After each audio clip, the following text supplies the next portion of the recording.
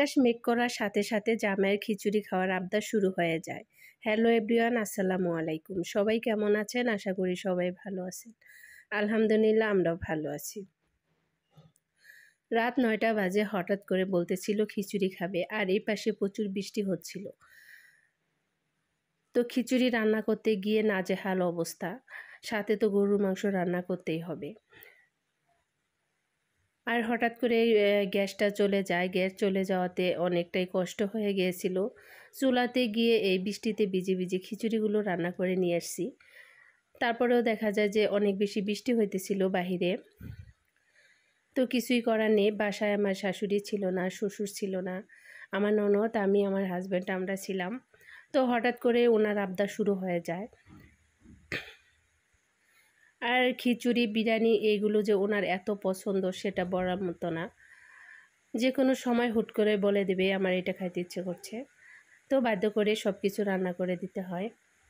প্রথমে আমি গরুর মাংসটা উঠিয়ে দিলাম, কারণ মুরগির মাংস রান্না করা ছিল। গরুর মাংস রান্না করতে নিষেধ করেছিল, বলেছিল যে মুরগির মাংস দিয়েই খাবে। তাহলে ভাবলাম যে খিচুড়ি যেহেতু রান্না করতেছি তাহলে মাংস একটু রান্না করি। প্রথমে মাংসটা আমি প্রেশার কুকে সিজ দিয়ে নিলাম। তারপরে এখানে আমি ভালো করে ভুনা করে নেব।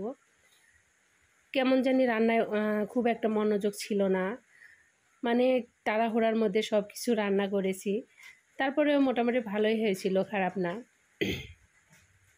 আর মাংসর ভিতরে একদমই চর্বি ছিল না, এই কারণে তেল ভালো উঠে নাই।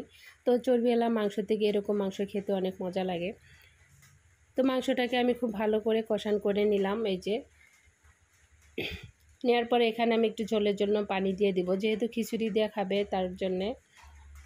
আর এ পাশে আমি খিচুড়িটাও উঠিয়ে দিয়েছি। আর খিচুড়িটা আজকে আমি রান্না করব।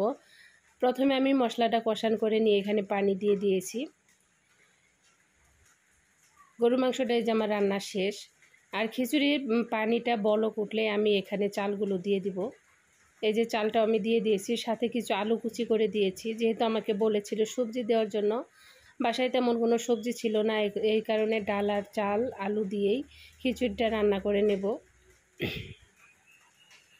সবাই সম্পূর্ণ ভিডিওটা দেখার চেষ্টা করবেন। ভালো লাগলে অবশ্যই লাইক, কমেন্ট, শেয়ার করে দিবেন। আর কয়েকদিন থেকে আমার অনেক জ্বর, গলা ব্যথা, এই কারণে আমি কালকে ভিডিও আপলোড করতে পারি নাই। শরীরটা খুবই খারাপ ছিল। তারপর রান্নাবান্না শেষ করে এই যে খাবারটা আমি বেড়ে নিয়েছি। এখানে আমি খাচ্ছিলাম, আমার ননদ, তারপরে আপনাদের ভাইয়া, সবাই মিলে এখানে বসে খাচ্ছিলাম রাত্রিবেলা। ভিডিওটা যে পর্যন্ত। সবাই ভালো থাকবেন, সুস্থ থাকবেন। আল্লাহ হাফেজ।